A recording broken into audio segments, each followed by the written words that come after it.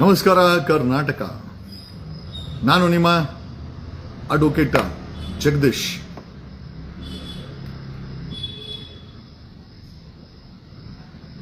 ಕಳೆದ 15 ದಿವಸಗಳಲ್ಲಿ ಈ ಧರ್ಮಸ್ಥಳದ ಹತ್ಯಾಕಾಂಡ ಅಂತ ಯಾಕೆ ನಾನು ಬಳಕೆ ಮಾಡ್ತೀನಿ ಅಂತಂದ್ರೆ,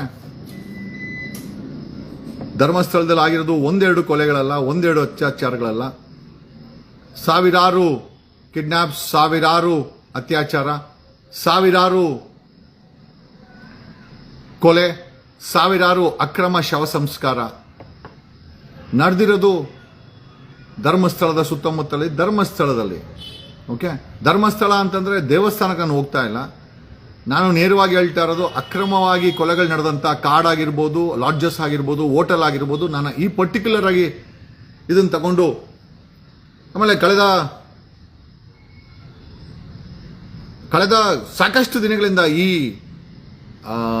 ಈ ವ್ಯಕ್ತಿ ಬಂದಲ್ಲ, ಭೀಮಾ ಅನ್ನೋನು ಬಂದಲ್ಲ. ಈ ಭೀಮಾ ಬಂದ ಮೇಲೆ ಸತತವಾಗಿ ನಾವು ಚಿನ್ನಪ್ಪ, ಭೀಮಾ ಅಲಿಯಾಸ್ ಚಿನ್ನಪ್ಪ ಏನಿದ್ದಾನೆ, ಈ ಕೊಲೆ ಆದಂತ, ಅತ್ಯಾಚಾರ ಆದಂತ, ಕಿಡ್ನಾಪ್ ಆದಂತ ಶವಗಳನ್ನ ಮಣ್ಣು ತೆಗೆದು ಊತ ಹಾಕದ್ನಲ್ಲ, ಈ ಚಿನ್ನಪ್ಪ ಬೇಸಿಕಲಿ ಪೊಲೀಸವ್ರು ಕೊಟ್ಟರೋ ಹೆಸರು ಭೀಮಾ ಅಂತ. ಅವನ ಐಡೆಂಟಿಟಿನ ರಿವೀಲ್ ಮಾಡಿದಿರಲಿ ಅಂತ ಭೀಮಾ ಅಂತಿದ್ರೆ, otherwise his name is Chinnappa.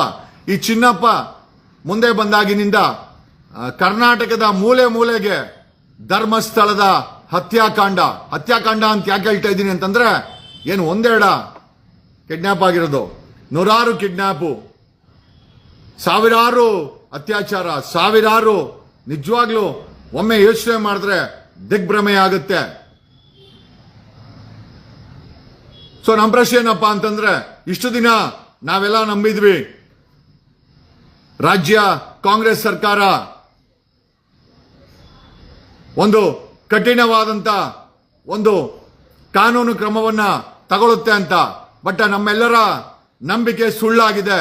Siddaramaiah ಸರ್ಕಾರ, ಡಿ ಕೆ ಶಿವಕುಮಾರ್ ಸರ್ಕಾರ, ಕಾಂಗ್ರೆಸ್ ಸರ್ಕಾರ, ಈಗ ಪ್ರಶ್ನೆ ಏನಪ್ಪಾ ಅಂತಂದ್ರೆ, ಇವರುಗಳು ಯಾವುದೇ ಕಾರಣಕ್ಕೂ ಧರ್ಮಸ್ಥಳದ ಹತ್ಯಾಕಾಂಡವನ್ನ SIT ರಚನೆ ಮಾಡಿ, ಒಬ್ಬ ರಿಟೈರ್ಡ್ ಹೈಕೋರ್ಟ್ ಜಡ್ಜ್ ಅನ್ನ ನೇಮಕ ಮಾಡಿ, ಅವರ ಮುಖಾಂತರ ಈ ಕೇಸಲ್ಲಿರುವ ಹತ್ಯಾಕಾಂಡದಲ್ಲಿರುವ ಮುಚ್ಚಾಗಿರುವಂತಹ ಹೆಣಗಳನ್ನ ಎಕ್ಸುಮೇಷನ್ ಮಾಡಿ, ಆ ಎಕ್ಸುಮೇಷನ್ ಇಂದ ಯಾರ್ಯಾರ ಬಾಡಿಗಳಂತ ಕೊಟ್ಟು, ಈ ಎಲ್ಲ ಅಕ್ರಮವಾಗಿ ಮಣ್ಣು ಮಾಡಿದ ಶವಗಳ ಯಾರು ರೇಪ್ ಮಾಡಿದ್ರು, ಯಾರು ಅತ್ಯಾಚಾರ ಮಾಡಿದ್ರು, ಯಾರು ಕಿಡ್ನಾಪ್ ಮಾಡಿದ್ರು, ಯಾರು ಸಾಯಿಸಿದ್ರು, ಯಾರು ಕೊಲೆ ಮಾಡಿದ್ರು ಅನ್ನೋದನ್ನ ಎಸ್ಟಾಬ್ಲಿಷ್ ಮಾಡಲಿಕ್ಕೆ ಸರ್ಕಾರ ಒಂದು ದಿಟ್ಟ ಹೆಜ್ಜೆಯನ್ನು ಇಡಬೇಕಾಗಿತ್ತು.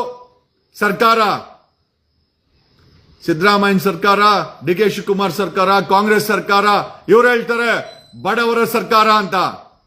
2,000 ರೂಪಾಯಿ ಹೆಣ್ಣು ಮಕ್ಕಳಿಗೆ ಕೊಟ್ಟು ಬಿಟ್ರೆ ಅಲ್ಲಿಗೆ ಕಾಂಗ್ರೆಸ್ ಸರ್ಕಾರ ಬಡವರ ಸರ್ಕಾರ. ಹೆಣ್ಣು ಮಕ್ಕಳು ಸುರಕ್ಷತೆಯಲ್ಲಿದ್ದಾರೆ. ನಮಗೆ ಕನಿಷ್ಠ 2,000ಕ್ಕೂ ಹೆಚ್ಚು, 200ಕ್ಕೂ ಹೆಚ್ಚು ಕಾಲ್ಸ್ ಬಂದಿದೆ. ತಮಿಳುನಾಡು, ಕೇರಳ, ಮಹಾರಾಷ್ಟ್ರ, ಗೋವಾ, ಭುವನೇಶ್ವರ್, ಇಷ್ಟು ಕಡೆಯಿಂದ ಕಾಲ್ಸ್ ಬಂದಿದೆ. ಅವ್ರ ಕಡೆಯವರು ಧರ್ಮಸ್ಥಳಕ್ಕೆ ಬಂದಿದ್ದಾರೆ, ವಾಪಸ್ ಹೋಗಿಲ್ಲ. ಆಮೇಲೆ ಅವರೆಲ್ಲರೂ ಕೂಡ ಕಾನೂನು ರೀತಿಯಲ್ಲಿ ಕಂಪ್ಲೇಂಟ್ ಕೊಟ್ಟು FIR ಮಾಡಿಸಿದ್ದಾರೆ.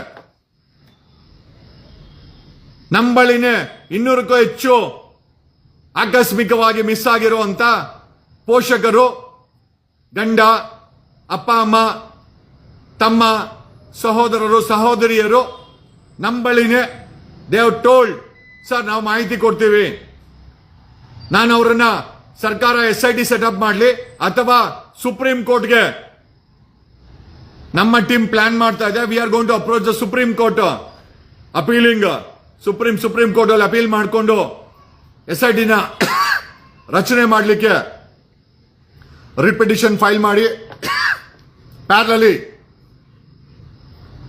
ಪ್ಯಾರಲಲಿ ಧರ್ಮಸ್ಥಳದಲ್ಲಿ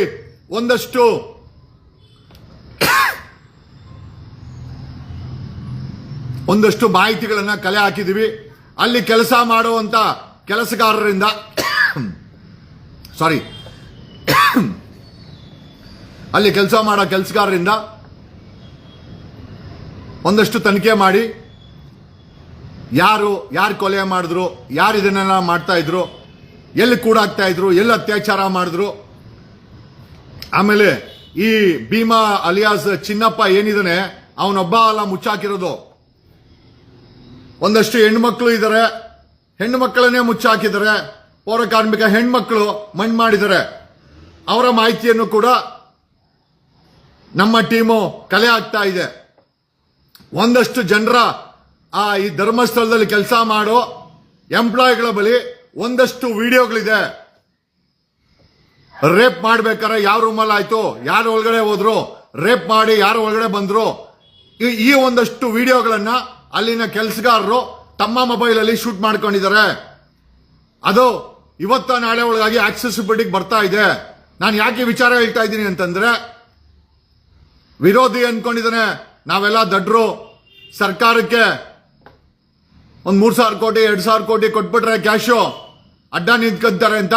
ಖಂಡಿತವಾಗಿ ಸರ್ಕಾರ ಬೇಕಾದ್ರೆ ಅಡ್ಡ ನಿಂತ್ಕೊಂಡ್ಲಿ, ಸರ್ಕಾರ ಬೇಕಾದ್ರೆ ತೊಡೆ ತಟ್ಲಿ, ಅವ್ರ ಪರವಾಗಿ, ದನಿಗಳ ಪರವಾಗಿ. ಖಂಡಿತವಾಗಿ ಸರ್ಕಾರ ಮಾಡಲಿಲ್ಲ ಅಂತಂದ್ರೆ ಸುಪ್ರೀಂ ಕೋರ್ಟ್ಗೆ ಕೈಯ ಕಾಲ ಹಿಡಿದು SITಗೆ ಆದೇಶ ಮಾಡಿಸ್ಕೊಂಬತ್ತೀವಿ. Will also appeal. ನನಗೆ ಇನ್ನೊಂದು ವಿಚಾರ ಏನು ಅಂತಂದ್ರೆ, ದಯಮಾಡಿ ಕರ್ನಾಟಕದ ಹಿಂದೂಗಳು ದಯಮಾಡಿ ಕೇಳಿಸ್ಕೊಳ್ಬೇಕು. ಈಗ ಮುಸಲ್ಮಾನರು ನಮ್ಮ ದೇವಸ್ಥಾನ ಜಾಗದಲ್ಲಿ ಮಸೀದಿ ಕಟ್ಕೊಂಡ್ಬಿಟ್ರು ಅಂತ ಈಗ ನಾವು ನಮ್ಮ ದೇವಸ್ಥಾನ ಜಾಗಗಳನ್ನ ಭಾರತದಲ್ಲಿ ಎಲ್ಲೆಲ್ಲಿ ಸಿಗುತ್ತೋ ತಗೊಂಡಿದ್ದೀವಿ. ನನಗೆ ಕಳೆದ 3 ದಿವಸದಿಂದ ಇದನ್ನ ದಯಮಾಡಿ ತಮಾಷೆಯಾಗಿ ತಗೊಂಬೇಡಿ. ನಾನು ಮತ್ತೆ ಹೇಳ್ತಾ ಇದ್ದೀನಿ, 2011ರಲ್ಲಿ ನಮ್ಮ ತಾಯಿ ತೀರೋದ್ರು. ಆಪೋಸಿಷನ್ ಲೀಡರ್ ಅಶೋಕ ಒಂದು ಭೂ ಹಗರಣ ಮಾಡಿದ್ದ. ಇಲ್ಲಿ ಯಾವುದೋ ಒಂದು ನಮ್ಮ ಕೊಡಗೇಳಿನಲ್ಲಿ ಅವನ್ ಬಾಮ ಇದ್ರು, ಯಾವುದೋ ಟ್ರಸ್ಟ್ ಪ್ರಾಪರ್ಟಿನ ಮಾರಾಕ್ಬಿಟ್ಟು ಸೈಟ್ಗಳು ಮಾಡಿ ಮಾರಾಕಿದ್ರು. ನಾನು ಲೋಕಾಯುಕ್ತ ಕಂಪ್ಲೇಂಟ್ ಕೊಟ್ಟಿದ್ದೆ. ಈ ಅಶೋಕನ ಮತ್ತೆ ಅವ್ರ ಬಾಮ ಇದ್ರ ಮೇಲೆ ಲೋಕಾಯುಕ್ತ ಕಂಪ್ಲೇಂಟ್ ಕೊಟ್ರೆ ಸಿಟ್ಟಿಂಗ್ ಹೋಮ್ ಮಿನಿಸ್ಟರ್ ನನ್ನ ಮೇಲೆ 14 ಕೇಸ್ ಹಾಕಿ ಪರಪ್ ನಗರ ಜೈಲಿಗೆ ಕಳಿಸಿದ್ದ. ನಾನು 21 ದಿವಸ ಜೈಲಲ್ಲಿದ್ದು ವಾಪಸ್ ಬಂದೆ. ಆವತ್ತಿಂದ ಪೊಲೀಸವ್ರ ಮೇಲೆ, ಆ ಅಶೋಕನ ಮೇಲೆ, ರಾಜಕಾರಣಿಗಳ ಮೇಲೆ ನನಗೆ ಇಲ್ಲಿಗಿದೆ. ಯಾಕೆ ಅಂತಂದ್ರೆ, ನಾನು ಜೈಲಿಗೆ ಹೋಗಿ ವಾಪಸ್ ಬಂದ್ಮೇಲೆ ನಮ್ಮ ತಾಯಿ 15 ಸಲ ತೀರ್ಕೊಂಡ್ರು, ಸತ್ತೋದ್ರು ನಮ್ಮ ತಾಯಿ ಟೆನ್ಷನ್ ಮಾಡ್ಕೊಂಡು. ನಾನು ಯಾಕೆ ಈ ರೀತಿ ಸಾರ್ವಜನಿಕವಾಗಿ ಯಾರ ಕಣ್ಣೆಲ್ಲ ನೀರು ಬಂದ್ರೆ, ಈಗ ನೋಡಿ ಸತ್ತಿರೋದು 1,000-1,500 ಹೆಣ್ಮಕ್ಳು. ಈ ವಿಚಾರ ನೋಡಿದಾಗ ಬ್ಲಡ್ ಬಾಯ್ಲ್ ಆಗುತ್ತೆ. ಯಾರ ಕಳ್ತಾರೆ, ಯಾರಿಗೋ ಬೇಡದ ವಿಚಾರ ನಿನ್ಗ್ಯಾಕೆ ಅಂತ ನಾನ್ ಕಳ್ಕೊಂಡೆ ನಮ್ಮ ತಾಯಿಯನ್ನ ಈ ಹಲ್ಕಟ್ ರಾಜಕಾರಣಿಗಳ ದ್ವೇಷಕ್ಕೆ. ಆಮೇಲೆ ನಾನು ಎಲ್ಲಾ ಕೇಸ್ಗಳನ್ನ ನಾನೇ ನಿಂತ್ಕೊಂಡು ವಾದ ಮಾಡಿ ಗೆದ್ದೆ, ಅದು ಬೇರೆ ವಿಚಾರ. 2011ರಲ್ಲಿ ನನ್ನನ್ನು ಜೈಲಿಗೆ ಕಳಿಸಿ ವಾಪಸ್ ಬಂದೆ. ನಮ್ಮ ತಾಯಿ ಸತ್ತೋದ್ಮೇಲೆ ನಾನು ಹಿಮಾಲಯದಲ್ಲಿದ್ದೆ. I was there in Himalayas with my son for more than 1.5 years. 1.5 ವರ್ಷ ಹಿಮಾಚಲ್ ಪ್ರದೇಶದಲ್ಲಿ ಧ್ಯಾನ ಮಾಡ್ಕೊಂಡು ಕೂತಿದ್ದೆ. ಮೊನ್ನೆ ಹಾಕಿದ ವಿಡಿಯೋ ತಮಾಷೆ ಅಲ್ಲ, ಸೀರಿಯಸ್ ನೀವು ತಗೊಳ್ಬೇಕಾಗಿಲ್ಲ. ಬಟ್ ಆದರೆ ಧ್ಯಾನಕ್ಕೆ ಅದನ್ನ ಮಾಡ್ತಾರ. ನನಗೆ ಒಂದು ನಂಬಿಕೆ ಶಕ್ತಿ ಅಂತೂ ಇದೆ. 2023ರಲ್ಲಿ ನಾನು 1.5-2 ವರ್ಷ ಗೋವಾದ ಸಮುದ್ರ ತಟದಲ್ಲಿ ಕೂತ್ಕೊಂಡು, ಅಲ್ಲೂ ಕೂಡ ಬೆಳಗ್ಗೆ 3:30, ಇವತ್ತು ಅಷ್ಟೇ ನಮ್ಮ ಫ್ಯಾಮಿಲಿನ ಕೇಳಿ, ಯಾರಿಗಾರು ಕೇಳಿ, ಇವನ್ ಬಿಗ್ ಬಾಸ್ ಅಲ್ಲಿ ನಾನು ಕರೆಕ್ಟಾಗಿ 3:30 ಎಚ್ಚರಿಕೆ ಆಗ್ತಾ ಇತ್ತು. ಎದ್ದು ನನ್ನ ಪಾಡಿಗೆ ನನ್ನ ಕೆಲಸ ಮಾಡ್ಕೊಂಡು ಧ್ಯಾನ ಮಾಡ್ಕೊಂಡಿರ್ತಾ ಇದ್ದೆ. ನನ್ನ ಜೀವನದಲ್ಲಿ ಸತತವಾಗಿ ನಾನು ಧ್ಯಾನ ಮಾಡ್ಕೊಂಡ್ ಬಂದಿದ್ದೀನಿ. ಬೆಳಗ್ಗೆ ಇದ್ರೆ ಎಲ್ಲಾರು ಹೇಳ್ತಾರೆ ಸರ್ ಬ್ರಾಹ್ಮಿ ಮುಹೂರ್ತ, ನನಗೆ ಗೊತ್ತಿಲ್ಲ ಯಾವ ಮುಹೂರ್ತ ಅಂತ. ಬೆಳಗ್ಗೆ 3:30ಯಿಂದ ಸುಮಾರು 5:30ವರೆಗೂ 1.5 hour ನಾನು ಧ್ಯಾನದಲ್ಲಿ ಕೂತ್ಕೊಂತೀನಿ. ಅದು ನನಗೆ ಇಷ್ಟ. ಬಟ್ ನನ್ನ ಪ್ರಶ್ನೆ ಏನಪ್ಪಾ ಅಂತ ಯಾಕೆ ಅದನ್ನ ಹೇಳ್ತಾ ಇದ್ದೀನಿ ಅಂತಂದ್ರೆ, ನಾನು ಧ್ಯಾನದಲ್ಲಿ ಕೂತ್ಕೊಂಡಿದ್ದೀನಿ. ನನಗೆ ಕಳೆದ 3 ದಿವಸದಿಂದ ಆ ವಿಡಿಯೋ ಮಾಡಾಕದ್ಮೇಲೆ ಸತತವಾಗಿ ಧರ್ಮಸ್ಥಳದ ಮಂಜುನಾಥ ನನ್ನ ಧ್ಯಾನದಲ್ಲಿ ಬರ್ತಾ ಇದ್ದಾನೆ. ಬಂದ್ ಹೇಳ್ತಾ ಇರೋದೇನು ಅಂತಂದ್ರೆ, ಧರ್ಮಸ್ಥಳದ ಆ ದೇವಸ್ಥಾನ ಜೈನರು ನಡೆಸ್ತಾ ಇದ್ದಾರೆ. ಇದು ಹಿಂದೂಗಳ ದೇವಸ್ಥಾನ. ಈ ಧರ್ಮಸ್ಥಳ ಮಂಜುನಾಥ ಹಿಂದೂಗಳ ದೇವಸ್ಥಾನ. ಹಿಂದೂಗಳು ಪೂಜೆ ಮಾಡಬೇಕು. ಜೈನರ ಕೈಯಿಂದ ಅದನ್ನ ಪ್ರಾಮಾಣಿಕವಾಗಿ ಹಿಂದೂಗಳು ತಗೊಂಡು ಆ ಧರ್ಮಸ್ಥಳ ಮಂಜುನಾಥದ ಸೇವೆಯನ್ನ ಹಿಂದೂಗಳು ಮಾಡ್ಬೇಕಂತೆ. ಇಲ್ಲ ಅಂದ್ರೆ ಧರ್ಮಸ್ಥಳ ಮಂಜುನಾಥ್ನ ಹೇಳಿದ್ದು, ನೀವು ನಂಬದ್ರೆ ನಂಬಿ ಬಿಟ್ರೆ ಬಿಡಿ. ನಾನಂತೂ ನನಗೆ ಇದನ್ನ ಹೇಳಿ ಏನೂ ಆಗ್ಬೇಕಾಗಿಲ್ಲ. ಬಟ್ ಆದರೂ ಸತತವಾಗಿ ನನ್ನ ಧ್ಯಾನದಲ್ಲಿ ಧರ್ಮಸ್ಥಳ ಮಂಜುನಾಥನ್ ಬರ್ತಾವನೆ. ಬಂದ್ ಹೇಳಿದ್ದೇನು ಅಂತಂದ್ರೆ, ಆ ಜೈನರು ಏನಿದ್ದಾರೆ ಸದ್ಯಕ್ಕೆ ಏನು ಆಡಳಿತ ಮಂಡಳಿ ಏನಿದೆ ಅವರು ಜೈನರು, ಅವರು ಹಿಂದೂಗಳಲ್ಲ. ಹಿಂದೂಗಳ ದೇವಸ್ಥಾನದಲ್ಲಿ ಜೈನರು ಪೂಜೆ ಮಾಡೋದು, ಅವರು ಮಹಾವೀರನನ್ನ ಪೂಜೆ ಮಾಡಬೇಕು. ಧರ್ಮಸ್ಥಳದ ಮಂಜುನಾಥನ್ಗೂ ಈಗ ಇರುವಂತ ವೀರೇಂದ್ರ ಜೈನವ್ರಿಗೂ ಯಾವುದೇ ಸಂಬಂಧ ಇಲ್ಲ. ಧರ್ಮಸ್ಥಳ ಮಂಜುನಾಥ ನನ್ನ ಕನಸಿನಲ್ಲಿ ಬಂದು, ಧ್ಯಾನದಲ್ಲಿ ಬೆಳಗ್ಗೆ ಹೊತ್ತು ಧ್ಯಾನ ಮಾಡ್ತೀನಿ, ಆ ಧ್ಯಾನದಲ್ಲಿ ಬಂದು ಆ ಹಿಂದೂಗಳ ದೇವಸ್ಥಾನವನ್ನ ಜೈನರ ಪೂಜಾ ವಿಧಾನದಿಂದ ಹಿಂದೂಗಳೇ ಪೂಜೆ ಮಾಡಬೇಕು, ಹಿಂದೂಗಳೇ ಒಡೆತನವನ್ನು ಬಿಡಬೇಕು, ಹಿಂದೂಗಳೇ ಅಲ್ಲಿ ಆಡಳಿತ ನಡೆಸಬೇಕು ಅಂತ ನನ್ನ ಧ್ಯಾನದಲ್ಲಿ ಸತತವಾಗಿ ಧರ್ಮಸ್ಥಳ ಮಂಜುನಾಥ ಬಂದು ಧ್ಯಾನದಲ್ಲಿ ಹೇಳ್ತಾ ಇದ್ದಾನೆ. ನಾನು ಹೇಳಿದೆ ಇದೇನಿದು, what is this, what is happening ಅಂತ. ಬಟ್ ಆದರೆ ನಾನು ಹೇಳ್ತಾ ಇರೋದು ಸತ್ಯ. ನೀವು ನಂಬಿದ್ರೆ ನಂಬಿ, ಬಿಟ್ರೆ ಬಿಡಿ. ಸೊ ಧರ್ಮಸ್ಥಳ ಮಂಜುನಾಥ ಹೇಳ್ತಾ ಇದ್ದಾನೆ, ಹಿಂದೂಗಳು ಆ ಧರ್ಮಸ್ಥಳದ ಮಂಜುನಾಥನ ಆಡಳಿತ ತಗೊಂಡು ಸೇವೆ ಮಾಡಿಲ್ಲ ಅಂತಂದ್ರೆ ಹಿಂದೂಗಳಿಗೆ ಕೆಟ್ಟದ್ದಾಗತ್ತಂತೆ ಅಂತ ಹೇಳ್ತು ಮಂಜುನಾಥ. ನಾನು ಕೇಳಿಸ್ಕೊಂಡಿದ್ದು ಧ್ಯಾನದಲ್ಲಿ, ನಿಮ್ಮ ಹತ್ರ ಹೇಳ್ತಾ ಇದ್ದೀನಿ. ನೀವು ನಂಬಿದ್ರೆ ನಂಬಿ, ಬಿಟ್ರೆ ಬಿಡಿ. ಧರ್ಮಸ್ಥಳ, ಯಾಕಂದ್ರೆ ನಮ್ಮ ಹೋರಾಟ ಅಲ್ಲಿ ನಡೆದಂತ ಅತ್ಯಾಚಾರದ ವಿರುದ್ಧ ಹೊರತು, ಅಲ್ಲಿ ನಡೆದಂತ ಕೊಲೆಗಳ ವಿರುದ್ಧ ಹೊರತು, ಅಲ್ಲಿ ಅದನ್ನು ಮಾಡಿದ ವ್ಯಕ್ತಿಗಳ ವಿರುದ್ಧ ಹೊರತು ಮಂಜುನಾಥನ ಬಗ್ಗೆ ಅಲ್ಲ. ಮಂಜುನಾಥ ಇವತ್ತು ಒಂದು ಶಕ್ತಿ, ನಾವೆಲ್ಲ ನಂಬಿದ್ದೀವಿ, ಅದು ಯಾವಾಗಲೂ ಹಂಗೆ ಇರಬೇಕು. ಆದರೆ ಆ ಮಂಜುನಾಥನ ದೇವಸ್ಥಾನವನ್ನು ಹಿಂದೂಗಳು ಆಡಳಿತವನ್ನು ತಗೊಳ್ಬೇಕು ಅಂತ ಸ್ವತಃ ಮಂಜುನಾಥನೇ ಬಂದು ನನ್ನ ಧ್ಯಾನದಲ್ಲಿ ಹೇಳಿದಾನೆ. ಇಲ್ಲ, ಕರ್ನಾಟಕದ ಹಿಂದೂಗಳಿಗೆ ಏನೋ ಕೇಡ್ ಕಾದಿದೆಯಂತೆ ಅಂತ ಹೇಳಿದ್ರು. ನಾನು ನಿಮ್ ಬಳಿ ಹೇಳ್ತಾ ಇದ್ದೀನಿ, ನಂಬಿದ್ರೆ ನಂಬಿ, ಬಿಟ್ರೆ ಬಿಡಿ. ಮುಂದೆ ಹಿಂದೂಗಳಿಗೆ ಧರ್ಮಸ್ಥಳ ಮಂಜುನಾಥ್ ಹೇಳಿದಾನೆ, ಹಿಂದೂಗಳೇ ಪೂಜೆ ಮಾಡ್ಬೇಕಂತೆ, ಹಿಂದೂಗಳೇ ಆಡಳಿತ ಮಾಡ್ಬೇಕಂತೆ. ತಪ್ಪೇನಿದೆ?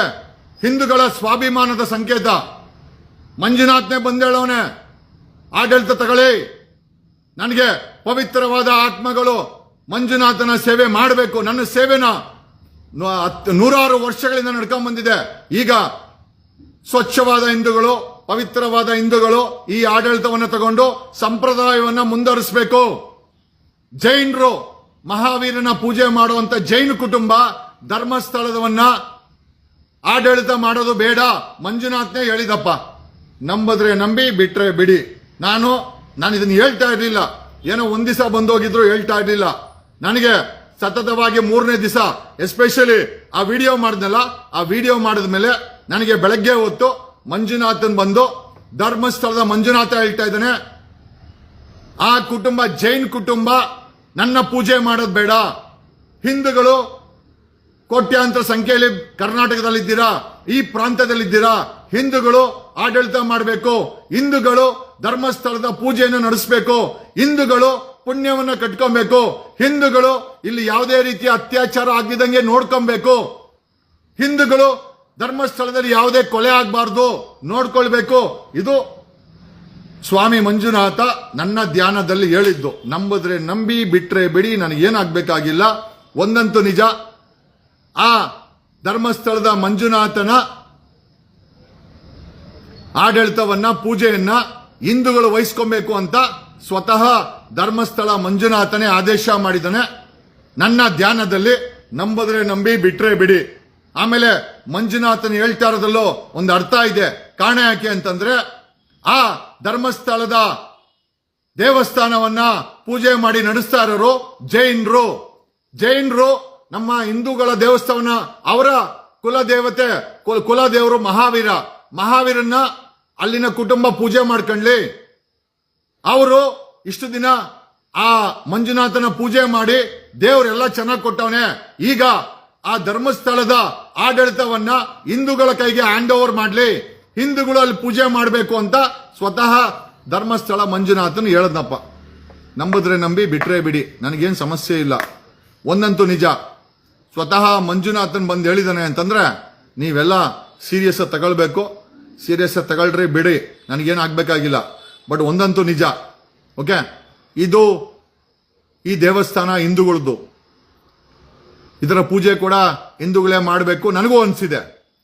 ಅದನ್ನೇ ನನ್ನ ಧ್ಯಾನದಲ್ಲಿ ಕೂತ್ಕೊಂಡಿದ್ದಾಗ ಮಂಜುನಾಥನು ಬಂದು, ಧರ್ಮಸ್ಥಳ ಮಂಜುನಾಥ ಬಂದು ನನ್ನ ಧ್ಯಾನದಲ್ಲಿ ಹೇಳಿದಾನೆ, ನಂಬೋದ್ರೆ ನಂಬೋದು, ಬಿಟ್ರೆ ಬಿಡ್ಬೋದು, ನನಗೇನು ಆಗಬೇಕಾಗಿಲ್ಲ. ಬಟ್ ಅದನ್ನು ಹೇಳ್ದ, ಅವರ ಈ ಕುಟುಂಬದ ಸಮಯ ಮುಗಿದಿದೆ, ಅಂದ್ರೆ ಪೂಜೆ ಮಾಡೋ ಆಡಳಿತ ಮಾಡೋ ಸಮಯ ಮುಗಿದಿದೆ. ಈಗ ಈ ತಿಥಿಯ ಪ್ರಕಾರ, ಅಂದ್ರೆ ಮಂಜುನಾಥನ ಹೇಳಿದ ತಿಥಿಯ ಪ್ರಕಾರ ವರ್ಗಾವಣೆ ಸಮಯ ಅಂತ ಸ್ವತಃ ಮಂಜುನಾಥನೇ ಹೇಳಿದಾನೆ.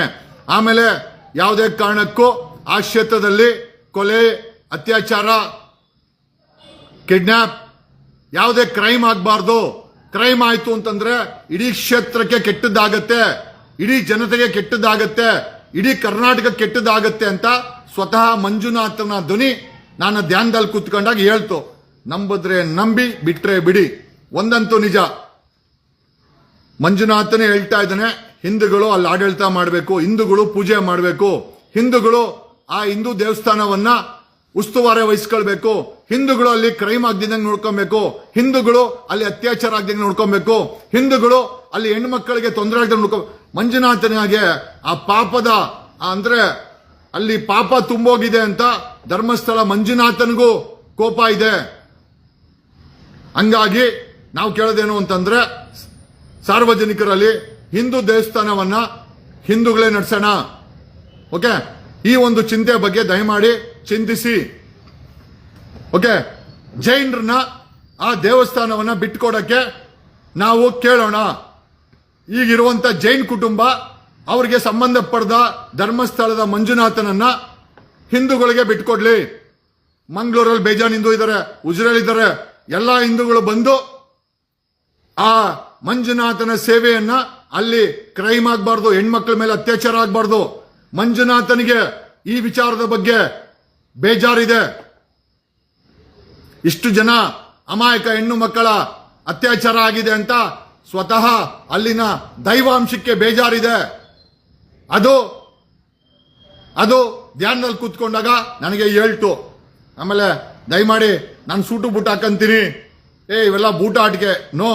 ನಾನು ಹೇಳದ್ನಲ್ಲ, 2011ರಲ್ಲಿ ನಾನು 1.5 ವರ್ಷ ಹಿಮಾಲಯದಲ್ಲಿ ನನ್ನದೇ ಆದಂತ ಧ್ಯಾನ ಮಾಡ್ಕೊಂಡಿದ್ದೆ. ಆಮೇಲೆ ನನಗೆ ಈ ಪವರ್ ಬಂದಿರೋದೆ, ಐ ಹ್ಯಾವ್ ಪವರ್.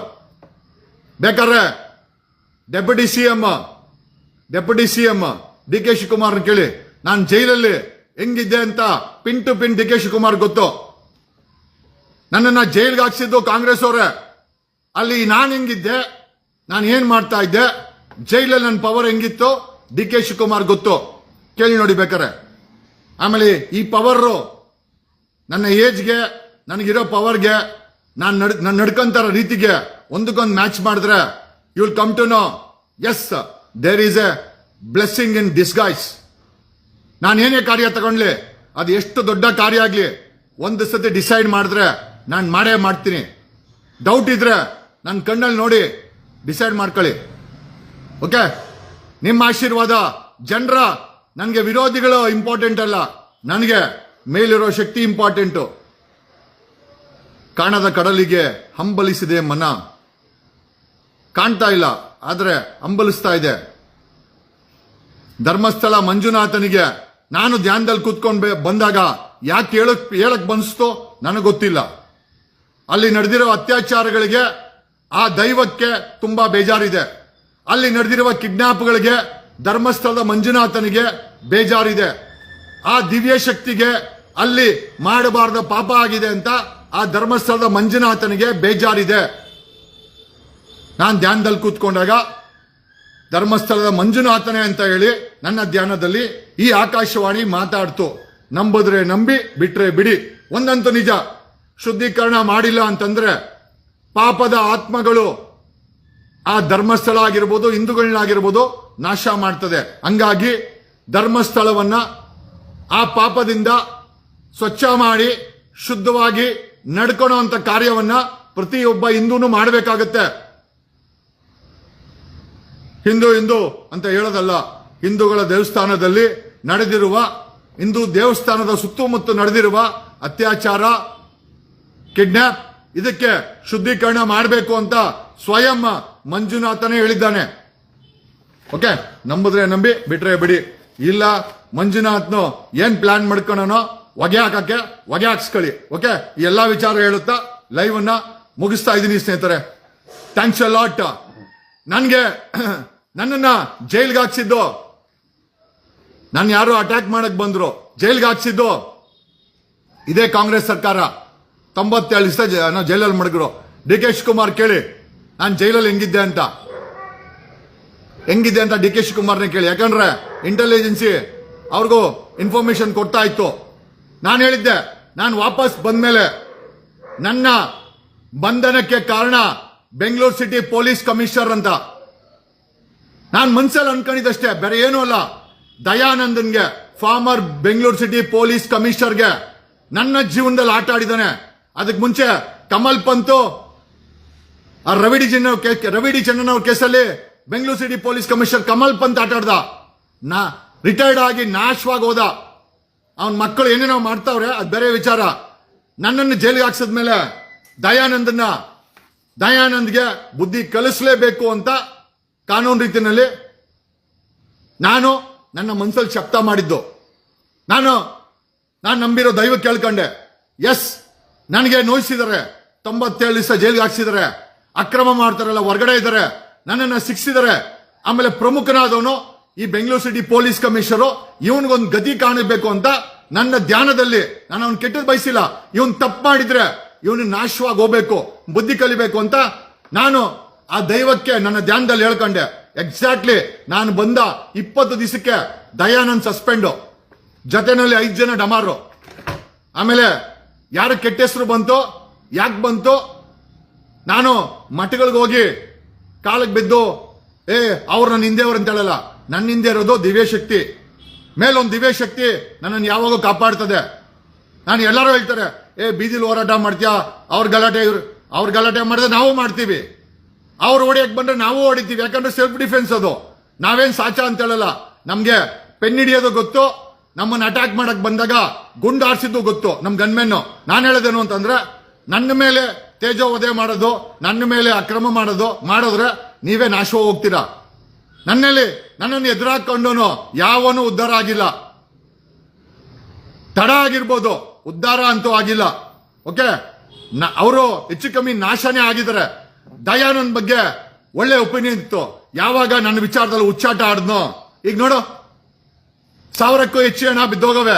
ಯಾವ ಪೊಲೀಸನಾದ್ರೂ ಸೀರಿಯಸ್ ತಗೊಂಡು ಧರ್ಮಸ್ಥಳದ ವಿಚಾರನ, ಏನು ನಮ್ ಕೇಸು ಅಷ್ಟು ಸೀರಿಯಸ್ ಇತ್ತ? 400 ಜನ ಅಟ್ಯಾಕ್ ಮಾಡಕ್ ಬಂದ್ರು, ಗಾಳಿಯಲ್ಲಿ ಗುಂಡು ಹಾರಿಸಿದ್ರಿ, 97 ದಿವಸ ಗುಡಿಕರು. ದಮ್ಮು ತಾಕತ್ ಬೇಕಲ್ವಾ? ಆ ಧರ್ಮಸ್ಥಳದಲ್ಲಿ 1000ಕ್ಕೂ ಹೆಚ್ಚು ಹೆಣ್ಮಕ್ಳನ್ನ ಕಿಡ್ನಾಪ್, ಅತ್ಯಾಚಾರ, ಕೊಲೆ, ಹಾಕಿದ್ದಾರೆ. ಮೀಟರ್ ಬೇಕಲ್ಲ ಸರ್ಕಾರಕ್ಕೆ? ಇದೆಯಾ ಮೀಟ್ರು? ಇನ್ವೆಸ್ಟಿಗೇಷನ್ ಮಾಡಿಸ್ಬೇಕಲ್ವಾ? ಖಂಡಿತ ಹೇಳ್ತಾ ಇದ್ದೀನಿ, ಧರ್ಮಸ್ಥಳ ಮಂಜುನಾಥ ಹೇಳಿದಾನೆ, ನಂಬಿದ್ರೆ ನಂಬಿ, ಬಿಟ್ರೆ ಬಿಡಿ. ಈ ಆತ್ಮಗಳಿಗೆ, ಈ ಕೊಲೆಗಳಿಗೆ, ಅತ್ಯಾಚಾರಕ್ಕೆ ನ್ಯಾಯ ಸಿಕ್ಕೇ ಸಿಕ್ಕುತ್ತೆ. This is my wordings. ಇದನ್ನ ನಾನು ಹೇಳ್ತಾ ಇಲ್ಲ, ಧರ್ಮಸ್ಥಳದ ಮಂಜುನಾಥ್ನೇ ಹೇಳಿದ್ದು. ನ್ಯಾಯ ಸಿಕ್ಕೇ ಸಿಗುತ್ತೆ. ಅದು ಸೌಜನ್ಯಕ್ಕಾಗಿರ್ಬೋದು, ಆ ಡಾಕ್ಟರ್ ಹೆಣ್ಮಗಳಾಗಿರ್ಬೋದು, ಮತ್ ಇನ್ಯಾರೇ ಹೆಣ್ಮಗಳಾಗಿರ್ಬೋದು, ಅಥವಾ ನಮಗೆ ಹೆಸರು ಗೊತ್ತಿಲ್ಲದಂತ ಸಾವಿರಾರು ಹೆಣ್ಮಕ್ಳು ಆ ಧರ್ಮಸ್ಥಳದ ಮಣ್ಣಾಗಿ ಹೋಗಿದ್ದಾರೆ. ಅವರ ಆತ್ಮಗಳಿಗೆ ಮಂಜುನಾಥ ನ್ಯಾಯ ಕೊಡ್ತಾನೆ. ಧರ್ಮಸ್ಥಳದ ಮಂಜುನಾಥ ನ್ಯಾಯ ಕೊಡ್ತಾನೆ. ಇದನ್ನೇ ಧ್ಯಾನದಲ್ಲಿ ಹೇಳ್ದ. ಆದರೆ ಮಂಜುನಾಥ್ ಹೇಳಿದ್ದೇನಂತಂದ್ರೆ, ಇಷ್ಟೆಲ್ಲ ಕೊಲೆ ಅತ್ಯಾಚಾರ ಮಾಡಿ ಆ ಒಂದು ಪರಿಸರವನ್ನ ಅಶುದ್ಧ ಮಾಡಿದ್ದಾರೆ. ಹಾಗಾಗಿ ಹಿಂದೂಗಳು ಇನ್ನು ಮೇಲೆ ಈ ಒಂದು ಆಡಳಿತವನ್ನು ತಗೋಬೇಕು. ಜೊತೆಯಲ್ಲಿ ಇಲ್ಲಿ ಆಗಿರುವಂತ ಆ ಪಾಪದ ಕಾರ್ಯಕ್ಕೆ ಶುದ್ಧೀಕರಣ ಮಾಡಬೇಕು. ಕಿಡ್ನಾಪ್ ಆಗಿದೆ, ಕೊಲೆ ಆಗಿದೆ, ಹೆಣ್ಣು ಮಕ್ಕಳನ್ನ ಸಾಯಿಸಿದ್ದಾರೆ, ಶುದ್ಧೀಕರಣ ಆಗ್ಬೇಕು. ಹಿಂದೂಗಳು ಇನ್ನು ಮೇಲೆ ಈ ರೀತಿ ಪಾಪ ಆಗದಂಗೆ ನೋಡ್ಕೊಬೇಕು ಅಂತ ಧರ್ಮಸ್ಥಳ ಮಂಜುನಾಥ ಒಂದು ಸ್ಪಷ್ಟ ಸಂದೇಶವನ್ನ ನನ್ನ ಧ್ಯಾನದಲ್ಲಿ ಕೊಟ್ಟ. ನಂಬಿದ್ರೆ ನಂಬಿ, ಇಲ್ಲ ಅದನ್ನ ನಂಬಿಲ್ಲ ಅಂತಂದ್ರೆ ನಿಮ್ಮ ಮನೆ ಬರ. ಒಂದಂತೂ ನಿಜ, ಆ ದೈವ ಕೋಪ ಮಾಡ್ಕೊಂಡಿದೆ. ಧರ್ಮಸ್ಥಳದ ಮಂಜುನಾಥ ಕೋಪ ಮಾಡ್ಕೊಂಡಿದ್ದಾನೆ. ನನ್ನ ಕಣ್ಣು ಮುಂದೆ ಪೂಜೆ ಮಾಡಿ ನನ್ನ ಕಣ್ಣು ಮುಂದೆ ನನ್ನ ಆಶೀರ್ವಾದ ಪಡ್ಕೊಬೇಕಾದಂತ ಭಕ್ತರು ಅವ್ರ ಜೀವನ ಹಿಂಗಾಗಿದೆ. ಈ ಅಕ್ರಮವನ್ನ ಆಮೇಲೆ ನೋಡಿ, ಸರ್ಕಾರ ಮಾಡ್ತಾ ಇಲ್ವಾ? ಬರ್ದಿಟ್ಕೊಳ್ಳಿ. ಸಿದ್ದರಾಮಯ್ಯ ಮತ್ತೆ D K Shivakumar home minister, ಈ ಕಾಂಗ್ರೆಸ್ ಸರ್ಕಾರ ಮಾಡ್ತಾ ಇಲ್ವಲ್ಲ ತನಿಖೆ, ಮಂಜುನಾಥ ಅದಕ್ಕೂ ಕೂಡ ಸೊಲ್ಯೂಷನ್ ಕೊಡ್ತಾನೆ. ಓಕೆ, ನಾನು ಧ್ಯಾನದಲ್ಲಿ ಮಾತಾಡಿದ್ದೀನಿ. ನನಗೆ 1000% ಕಾನ್ಫಿಡೆನ್ಸ್ ಇದೆ ಧರ್ಮಸ್ಥಳ ಮಂಜುನಾಥ ಈ ಹತ್ಯಾಕಾಂಡಕ್ಕೆ ನ್ಯಾಯ ಕೊಡ್ತಾನೆ ಅಂತ.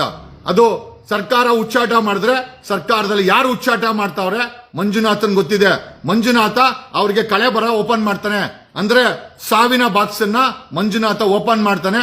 ನನಗೆ ಅದನ್ನೇ ಹೇಳಿದ್ದೇನೆ, ನಾನು ನಿಮ್ಮ ಹತ್ರ ಹೇಳ್ತಾ ಇದ್ದೀನಿ. ನಂಬಿದ್ರೆ ನಂಬಿ, ಬಿಟ್ರೆ ಬಿಡಿ. ಧನ್ಯವಾದಗಳು. ಸಿ ಯು ಆಲ್, ಬಾಯ್. ಒಂದಂತೂ ನಿಜ, ಮಂಜುನಾಥ ಇದ್ದಾನೆ, ಇಷ್ಟೇ ಹೇಳಬಲ್ಲೆ. ಧರ್ಮಸ್ಥಳದ ಮಂಜುನಾಥ ಆದರೆ ಸಂಕಟದಲ್ಲಿದ್ದಾನೆ. ಧರ್ಮಸ್ಥಳದ ಮಂಜುನಾಥ ಸಂಕಟದಲ್ಲಿದ್ದಾನೆ. ಅವನ ಕ್ಷೇತ್ರದಲ್ಲಿ ಮಾಡ್ಬಿಟ್ರು, ಕೊಲ್ಲಬಾರದಂತ ಆತ್ಮಗಳನ್ನ ಕೊಂದಿದ್ದಾರೆ, ಅತ್ಯಾಚಾರಗಳು ನಡೆದೋಗಿದೆ.